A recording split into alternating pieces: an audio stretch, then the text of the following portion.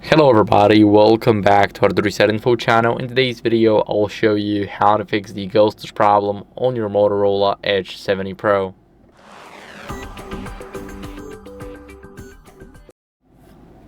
So first, what we want to do is we want to remove a screen protector or a case because it can cause a lot of interference, and let me explain why.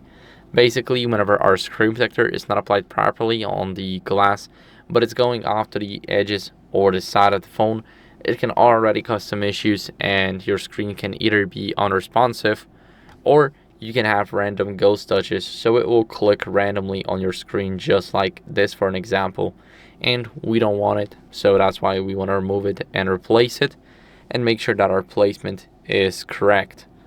Now for the case, if you got a case that's covering the bezel, which is the dark part, the dark line between the screen and the side of the phone, if it's covering it and it's touching the screen, it can already cause your screen to become either unresponsive or it can just cause the ghost touches, so random clicks in a random place on your screen.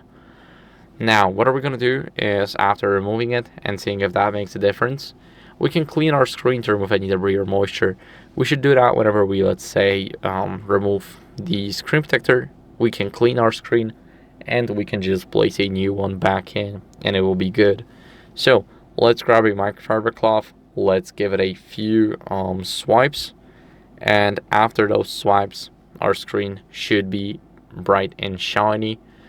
What are we going to do next is we're going to restart the phone to refresh the system. Maybe it's just a system glitch after all, and we're going to press the power button, the volume up button, and tap on restart.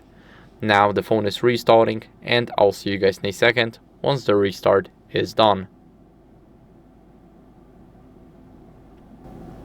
After the restart, what we're going to do as a last resort is update our software to fix any touch glitches. So open up the settings, and in the settings we want to scroll down until we see system updates, tap on check for updates, and it will check for updates automatically.